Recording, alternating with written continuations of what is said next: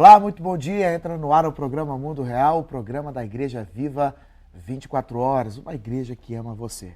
Eu quero convidá-lo porque amanhã, domingo, nós temos duas reuniões muito especiais na Igreja Viva, que é a reunião da palavra às 10 horas da manhã e às 19h30.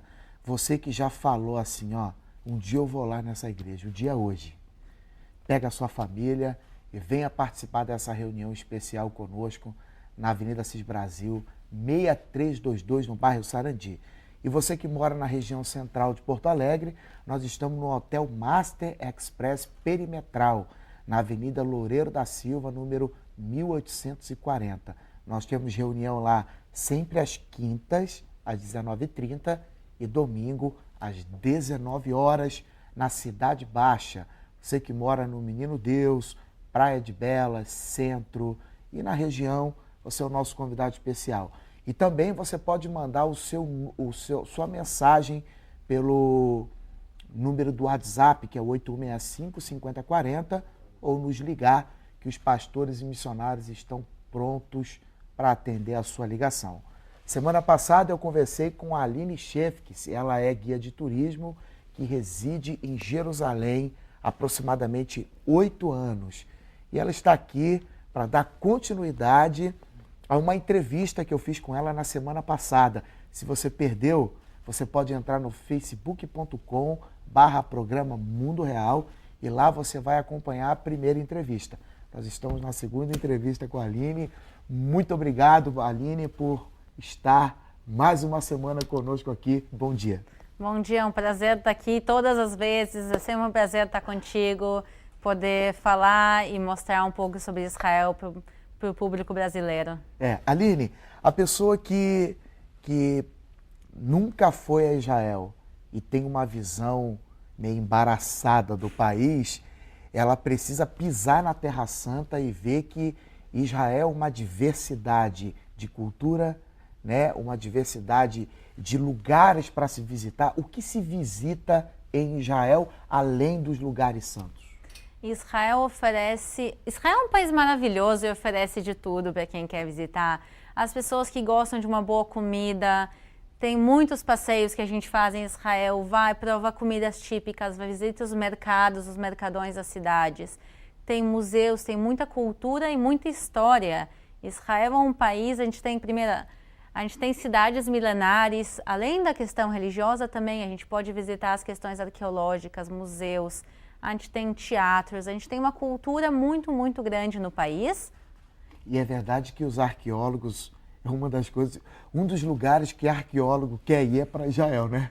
Sim, tem gente do mundo todo que estuda arqueologia e eles vão sempre, todos os anos, para Israel para fazer escavações. Então, seguidamente, quando a gente vê nas notícias, se encontrou uma moeda de 5.000 anos, e se conta e se vê lá no final que encontrou tal universidade nos Estados Unidos, tal universidade na França, e que o pessoal vem para fazer as escavações em Israel mesmo. Agora, quais são os conhecimentos que você recebe no curso de guia? O curso de guia em Israel são mais de 2 anos, a gente tem que fazer provas nacionais, se estuda de tudo. Desde botânica, geologia, história, arqueologia, religiões, muito cristianismo, a gente estuda um pouco de tudo, porque a gente entende que Israel é um país complexo. Eu posso guiar um grupo e falar para eles também, por exemplo, da ligação das plantas locais com as histórias bíblicas. A gente pode falar como a geologia influenciou onde as cidades são construídas. Então, o Ministério do Turismo de Israel acredita que os guias têm que saber um pouco de tudo, ou bastante de tudo. Aline, os cristãos aqui do Brasil que normalmente a gente lê na Bíblia a cidade de Jericó, de Hebrom, a Galileia, todas essas cidades ainda existem lá, algumas como sítio arqueológico. E é possível visitá-las? Sim, sim.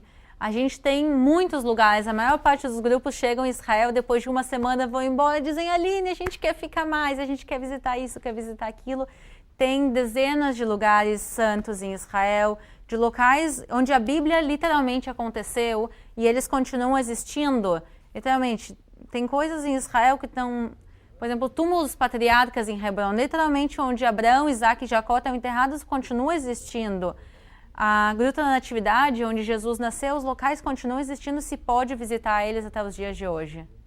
E o Mar da Galileia é o mesmo da época de Jesus. Sim, o Mar da Galileia é uma das coisas mais marcantes nas viagens, normalmente o pessoal me fala, porque o mar, a visão, a paisagem, ela continua a mesma. A gente normalmente costuma pegar um barquinho de madeira, coloca o grupo dentro, entra mar adentro, desliga o motor do barco, a gente costuma fazer orações lá dentro, e tu tá vendo exatamente a mesma paisagem que Jesus viu há 2000 anos atrás, e é uma experiência única.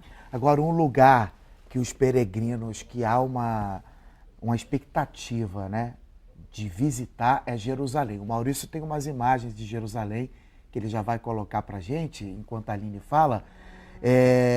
Aline, Jerusalém é um lugar, tem um rabino, poeta, que diz que os ares de Jerusalém estão carregados de orações e sonhos. Verdade. É verdade. Andar por Jerusalém, tu realmente sente uma coisa diferente, tu sente a espiritualidade por todos os lugares, principalmente na cidade velha. Tu caminha e só de ver a fé das pessoas. Muita gente vir para Israel não é uma coisa simples. É uma viagem longa, uma viagem difícil. A gente vê senhores idosos, gente de 80, 90 anos, que junta suas forças para poder vir para Israel, para poder orar nos lugares santos. E realmente isso enche os olhos, enche o coração de poder ver Jerusalém e ver a fé das pessoas. O Garden Tomb, o Jardim do Túmulo, está em Jerusalém, né? Exatamente, ele está em Jerusalém, é o local tanto de crucificação como de sepulcro e ressurreição de Jesus. É um dos locais mais importantes na peregrinação. Eu imagino que nenhum cristão que vá visitar Israel, todos eles têm que visitar o Garden Tomb, o Jardim do Túmulo, e realmente ver esse local especial. Aí é o Muro das Lamentações. Sim, a gente está vendo o Muro das Lamentações também, um local imperdível, um local de oração conjunto de judeus e cristãos. Aline, eu aprendi que, às vezes que eu fui a Israel, que Tel Aviv se diverte, Haifa trabalha e Jerusalém ora. É fato? É fato, é fato. Em Tel Aviv, para quem gosta de uma boa praia, uma boa festa local, para quem quer buscar uma conexão espiritual, tem que ser realmente em Jerusalém. As histórias bíblicas, elas se passam em Jerusalém. Só o que aconteceu no Monte das Oliveiras, no Monte Sião, a gente vê a Bíblia acontecendo lá e realmente peregrinos do mundo todo vindo para ver isso. As igrejas que existem lá, normalmente elas estão localizadas em lugares que ocorreu episódios bíblicos? Normalmente sim. A gente vai ver, por exemplo, o local onde Jesus nasceu, vai ser construída a igreja na Natividade. A gente vai ver as igrejas construídas nos lugares onde aconteceram os fatos. Alguns locais eles continuam preservados como eles eram antes. Por exemplo, o Jardim do Túmulo que a gente comentou, ele até hoje. Tu vai lá e tu tem o jardim e o túmulo lá. Tu vai ver, por exemplo, a cidade de Davi. Tu pode caminhar pelos restos do castelo do rei Davi. Então, tu tem tantos locais arqueológicos que continuam e tu também tem as igrejas construídas nos locais. Monte do Templo em Jerusalém, é possível visitar para quem vai a Israel? O Monte do Templo é um dos poucos lugares que ele é um pouco mais problemático, porque hoje em dia o Monte do Templo, o local onde ficava o Templo de Jerusalém, quem tem o controle sobre ele, quem administra e cuida do lugar é a autoridade muçulmana jordaniana. Então, eles têm regras muito restritas para subir. Quem quiser, sim, se pode subir nos horários de visitação, mas tem que seguir todas as regras do local, vestimentas, não pode subir com nenhum símbolo cristão nem judaico, quer dizer, nem com cruzes, nem com bíblias na mão. Não, tem uma série de regras. Infelizmente, também não se pode orar lá em cima. Por que a autoridade jordaniana toma conta desse lugar se Jerusalém foi reunificada em 67? Ok, é complicado, mas vamos lá. O que acontece é, Israel todo tempo tenta chegar a acordos de paz, tenta dar gestos de boa vontade. Um dos gestos de boa vontade de Israel foi pegar o Monte do Templo, o local mais sagrado para o judaísmo no mundo. Eles pegaram e deram para a autoridade muçulmana, dizendo, olha, a gente não quer converter vocês, a gente não quer interferir na religião de vocês, a gente quer viver judeus, cristãos e muçulmanos um ao lado do outro. E para mostrar para vocês como a gente não quer dominar o Monte do Templo e destruir as mesquitas, a gente vai deixar vocês administrarem. O que acontece é que aconteceu exatamente o oposto. Os muçulmanos começaram a controlar o local, eles começaram a cada vez mais fazer restrições e restrições. Hoje em dia, como eu falei, judeus e cristãos são proibidos de orar lá em cima e também são proibidos de visitar a Cúpula Dourada e a Mesquita de Al-Aqsa. Não se pode entrar. A Cúpula Dourada, na realidade, está construída exatamente no local onde era o Templo de Jerusalém, o que se chama hoje em dia o Domo da Rocha. O que é a rocha? A rocha é o Monte Moriá, o pico do Monte Moriá, a pedra fundamental, o local mais importante para o judaísmo. Os judeus não têm acesso a eles hoje em dia, apesar de ser dentro do Estado de Israel. O local é importante também para os muçulmanos, mas Jerusalém aparece quantas vezes no Alcorão? Jerusalém não aparece nenhuma vez citada no Alcorão. Na realidade, tem costumes posteriores muçulmanos que ligaram a cidade de Jerusalém com algumas histórias que estavam escritas no Corão. E hoje em dia a tradição muçulmana diz que Jerusalém sim é sagrada, mas que é só o terceiro lugar mais sagrado do mundo para os muçulmanos. O primeiro é Meca, o segundo é Medina e em terceiro lugar vem Jerusalém. Será que se Israel pudesse voltar atrás, teria entregue a administração para a Jordânia? Porque como surge conflitos ali? Olha, hoje em dia realmente é um dos locais, como eu falei, mais complicados de se visitar. Na minha opinião, o que era para ser um gesto de boa vontade acabou criando o oposto. Hoje em dia, tu não tem liberdade religiosa lá em cima, como deveria ter. Se a gente pudesse voltar atrás, tem uma boa chance de as regras terem sido escritas de uma maneira diferente. Aline, como é que você avalia a cobertura que a mídia brasileira faz com relação aos conflitos no Oriente Médio? Horrível, horrível, não tem outra palavra. Primeiro, eu conheci muitos jornalistas que conhecem muito bem o conflito do Oriente Médio, eu conheci muitos jornalistas que os próprios jornalistas não entendem o conflito, que os próprios jornalistas não sabem muito bem diferenciar e eles criam uma grande salada. Eles começam a falar da Síria e começam a falar de Israel e do Egito e começam a misturar tudo e criar uma grande salada e eles desinformam a população. Eu, quando chego aqui, hoje mesmo, eu estava conversando com umas pessoas na rua, eles me perguntaram, tu mora em Israel, tu precisa usar burca? Quantas vezes eu já ouvi isso? Não, burca é uma vestimenta muçulmana, burca é obrigatório em alguns países muçulmanos no mundo. Em Israel, primeiro, é um país de 75% da população é judaica. Segundo, é um país livre e democrático. Cada um pode se vestir como quiser. Se uma mulher muçulmana quiser usar burca, ela pode. Se uma menina quer usar calça, ela pode. Então, a gente vê como a mídia ela cria essa grande desinformação e o trabalho para corrigir isso é difícil, é árduo e bons lugares como o programa Mundo Real tentam corrigir, trazer a verdade, trazer os fatos sobre o conflito. Aline, todas as vezes que Israel entrou numa guerra, normalmente ele foi forçado a entrar.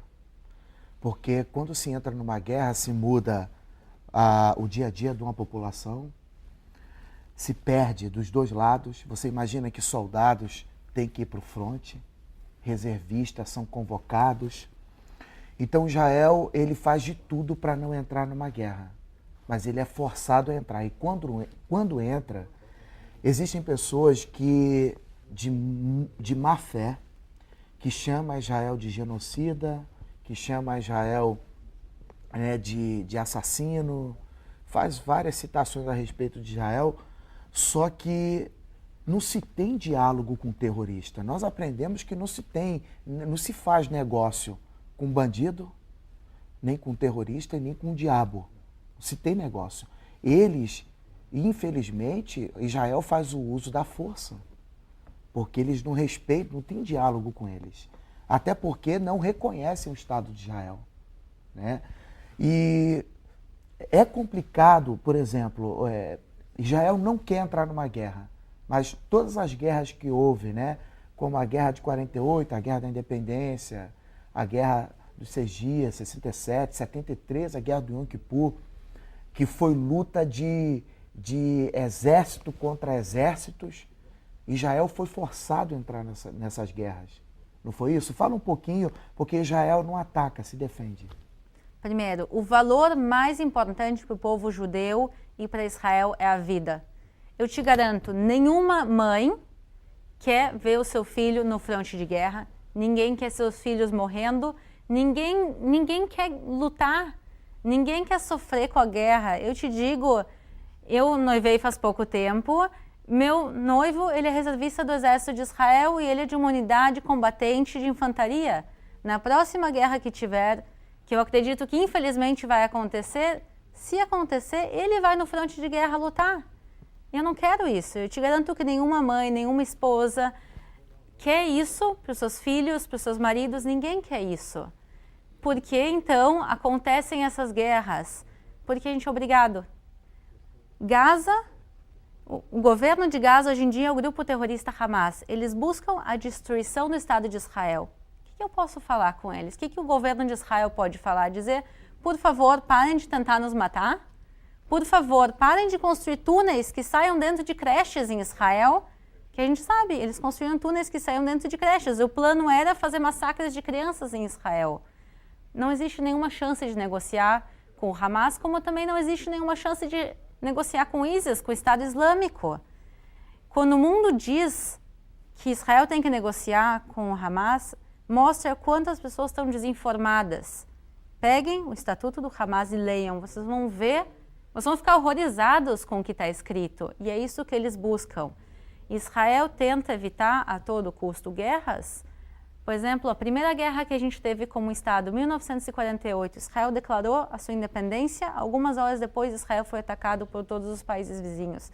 Sabe qual a proporção da população que morreu? 1% de todos os judeus que viviam em Israel morreram nessa guerra. Quer dizer, não tem uma pessoa que não tenha um amigo, um parente que morreu nessa guerra. E assim até os dias de hoje, tu vai e tu pergunta, tu serviu no exército, tem algum amigo? Todo mundo vai falar que um primo, que um irmão, que o colega de escola morreu em guerra, morreu com um ataque terrorista. Ninguém em Israel quer isso. E a gente se vê, ano após ano, sendo outra vez arrastados para guerras pela sobrevivência. Porque a gente tem duas opções. Ou ser atacado constantemente e ver o Estado de Israel em risco, ou a gente vê a segunda opção, que é lutar para se defender, que é isso que a gente está fazendo desde 1948. Israel nunca quis uma guerra, Israel nunca lutou para ampliar territórios, Israel nunca lutou para exterminar. A prova diz que está disposto a ceder, né? Exatamente. Como já fez. Israel já cedeu territórios para países vizinhos e a gente está dispostos também hoje em dia a sentar na mesa de negociação e negociar com a autoridade palestina, aqueles palestinos que sim aceitam criar um Estado palestino lado a lado, vivendo pacificamente junto com o Estado de Israel. Agora, mesmo com esses conflitos que Israel vive hoje, isso não consegue abalar a esperança que o povo judeu tem. Porque uma das coisas que acontece, por exemplo, o governo tem tomado medidas fortíssimas com relação aos atentados que acontecem esporadicamente, tanto em Tel Aviv como em Jerusalém, que são as cidades mais populosas, em outras, né? O governo age rápido, não é, Aline? Por exemplo, teve uma época das facas, que estavam esfaqueando os judeus. Depois, estavam jogando carro em paradas de ônibus. Aí agora, por último, na semana passada, houve um atentado terrorista em Tel Aviv. Você estava lá, né? Na semana passada. Eu estava lá. E tipo assim, o governo investe pesado em segurança. Mas por quê? Porque se Israel deixar de abaixar as armas e deixar de se defender, Israel deixa de existir. Agora, se os extremistas, terroristas, islâmicos abaixarem as suas armas, vai ter paz. Porque Israel não quer lutar com ninguém. Existe uma grande frase conhecida em Israel que diz: a paz vai chegar quando os árabes amarem tanto os filhos deles quanto eles nos odeiam. Golda Meir. Exatamente. O que quer dizer? O ódio, as pessoas estão dispostas a perder suas vidas simplesmente para matar judeus. Quem vai e pega uma faca e vai esfaquear um soldado do exército de Israel, o que vai acontecer? Ele vai ser pego e ele vai passar o resto da vida dele na cadeia. Estou terminando com a tua vida. A gente vê crianças de 13 e 14 anos pegando facas, arriscando as próprias vidas. Se não de morrer ou de passar o resto da vida numa cadeia. A gente vê crianças terminando com as próprias vidas simplesmente pelo ódio. Isso é um ódio ensinado, um ódio incitado. E a gente precisa parar com esse ciclo de educação à violência dentro da autoridade palestina, sentar e negociar é a única solução possível. Enquanto que isso não acontece realmente, o governo de Israel ele protege os seus cidadãos. Um detalhe importante, os atentados terroristas não matam só judeus. Os atentados terroristas em Israel, eles matam, sem discriminar, judeus, cristãos e muçulmanos. E quando Israel protege a população, também protege sem discriminar. E a gente está agora vendo, Israel, por exemplo, criou um novo sistema para destruir túneis. É um novo sistema, eles não detalharam como é, mas se sabe que Israel hoje em dia tem um sistema que ele detecta os túneis que estão sendo construídos de Gaza para Israel e destrói eles para que os terroristas não possam se infiltrar. Israel colocou blocos de concreto na frente das paradas de ônibus para que esses motoristas não possam atropelar pessoas que estão esperando a parada de ônibus. E isso custa muito dinheiro, isso custa muita dedicação e o Estado de Israel, da mesma maneira, está disposto a fazer isso para proteger os seus cidadãos. Na tua opinião, qual é o maior empecilho para a paz hoje, Aline? O maior empecilho para a paz é a falta de vontade de criar paz pelo lado palestino. Porque criar paz, a primeira e mais importante coisa é aceitar a existência do Estado de Israel. O Mahmoud Abbas, ou quem for o presidente da autoridade palestina, ele vai ter que dizer: o Estado de Israel existe, o Estado de Israel vai continuar existindo e a gente ao lado vai criar o Estado palestino. E hoje em dia os palestinos eles ainda não aceitam o fato do Estado de Israel existir e que vai continuar existindo. E esse é o grande problema. O Estado Islâmico é uma ameaça para Israel? Hoje em dia o Estado Islâmico ele não é uma ameaça para Israel, porque Israel ele está hoje em dia na Síria, no Iraque. Israel tem fronteira com a Síria, mas a fronteira é muito bem guardada. O exército de Israel faz um grande trabalho. Mas o Estado Islâmico ele tá chegando na Europa e ele está ameaçando os judeus que vivem na Europa. A gente vê atentados do Estado Islâmico contra populações judaicas em outros lugares. Por exemplo, teve um atentado terrorista do ISIS, do Estado Islâmico, contra judeus que estavam de férias na Turquia. E essa população judaica, os judeus que estão fora de Israel, os israelenses que estão fora de Israel, eles são muito mais difíceis de se proteger. O Irã é uma ameaça para Israel hoje?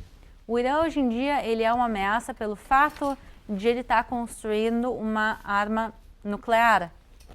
Quem acha que eles não estão construindo, realmente, olha, vive num mundo muito bonito, muito cor-de-rosa, e não na realidade. A realidade é que o Irã, já há muitos anos, ele está com um projeto de construir uma arma nuclear, e eles, sem vergonha nenhuma, eles, sem problema nenhum, falam. O presidente do país já várias vezes falou que eles querem a destruição do Estado de Israel, e é um problema para o Estado de Israel isso. Meu amigo, esse é o programa Mundo Real. Nós estamos tentando esclarecer para você que Israel não é o vilão da história. Israel não é perfeito, né, Aline? Não. Como nenhum outro país é perfeito. Mas o que escrevem, o que dizem a respeito de Israel, pra você ter uma ideia, eu vi uma entrevista que o Shimon Peres deu, que na época ele era presidente de Israel, dizendo que lá em 48 historiadores até dizem, até hoje, defendem a ideia de que o plano de Israel era fazer uma limpeza étnica do povo palestino. Isso nunca existiu. Não, nunca existiu.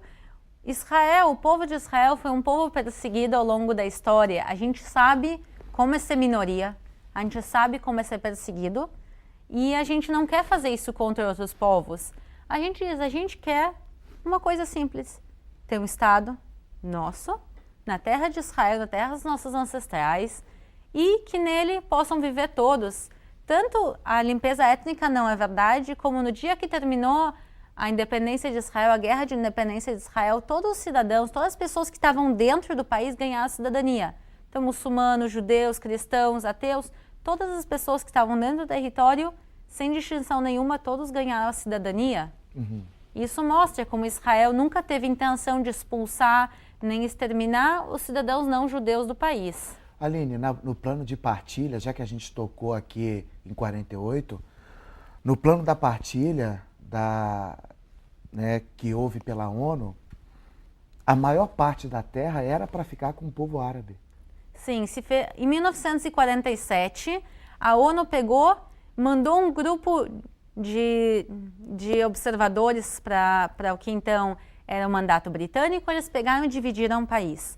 40% ia ficar para os judeus, 60% ia ficar para os muçulmanos, para os árabes, e Jerusalém e Belém, duas cidades santas, iam ficar sob domínio internacional, mas no meio do território palestino. Esse que seria um acordo péssimo para Israel, os judeus foram e aceitaram ele. Uma das frases de Ben-Gurion foi que era melhor um país pequeno do que país nenhum. Exatamente. Eles aceitaram. Então Israel não pode se desculpar pelo erro dos árabes, porque foram eles que não aceitaram. Exatamente. Os judeus aceitaram essa partilha, os árabes não aceitaram. Eles não só não aceitaram, como eles atacaram o Estado de Israel, que tinha sido criado então. O Estado de Israel é um Estado tão legítimo, a própria ONU, né, declarou que o Estado de Israel seria um Estado legítimo naquela região. Os países árabes atacaram, tentaram destruir o Estado de Israel recém-criado. Graças a Deus, não conseguiram. O Estado de Israel continuou e continua até os dias de hoje. E Israel abraçou todas as pessoas que viviam lá. Como a gente falou, dando cidadania e direitos iguais a todas essas pessoas. Ô Aline, 28 mil novos imigrantes chegando a Israel no ano de 2015. Por que essa imigração tão grande? Israel foi criado para ser o lar e o refúgio do povo de Israel. E Israel, desde o seu início até os dias de hoje, segue com essa função. A gente vê muita gente, também o meu caso, de gente que tem amor a Israel e decidiu imigrar lá, construir o seu lar e que sente que lá é sua casa. E tem muita gente, judeus no mundo todo, que continuam sendo perseguidos até hoje, que vivem em zonas de conflito, zonas de guerra, e eles vão para Israel como uma forma de refúgio. A maioria da França, 25% deles. Exatamente. A gente teve grande imigração. Os grandes dois países que fizeram quase 50% da imigração no ano passado é a França e a Ucrânia. A França, a gente está vendo o aumento ao antissemitismo, o aumento, primeiro, da quantidade de muçulmanos no país. Os ataques também, não só, a gente viu ataques também como os grandes atentados de Paris, mas também a comunidade judaica tem medo de sair na rua, tem medo de usar o kippá, o solidel, os homens, as mulheres têm medo. As pessoas não saem com uma camiseta escrita em hebraico hoje em dia mais na França porque tem medo. E as pessoas dizem, eu quero ser judeu. Eu quero ir na minha sinagoga sem medo de ser esfaqueado na saída. Eu quero me vestir como a tradição judaica. Eu quero viver sem ter medo. E eles decidiram simplesmente deixar a França e também a Ucrânia, por causa de todo o conflito, eles têm imigrado. Aline, mais uma vez, muito obrigado pela sua participação no programa. Nós estamos chegando no fim, tá? Que Deus te abençoe e um bom retorno para Israel. E você é o nosso convidado especial. Ligue para a gente, mande a sua mensagem pelo WhatsApp. E nós estamos na Cidade Baixa, na Avenida Loureiro da Silva, 1840. Eu aguardo por você, quintas e domingo. Um forte abraço, que Deus te abençoe. Shalom.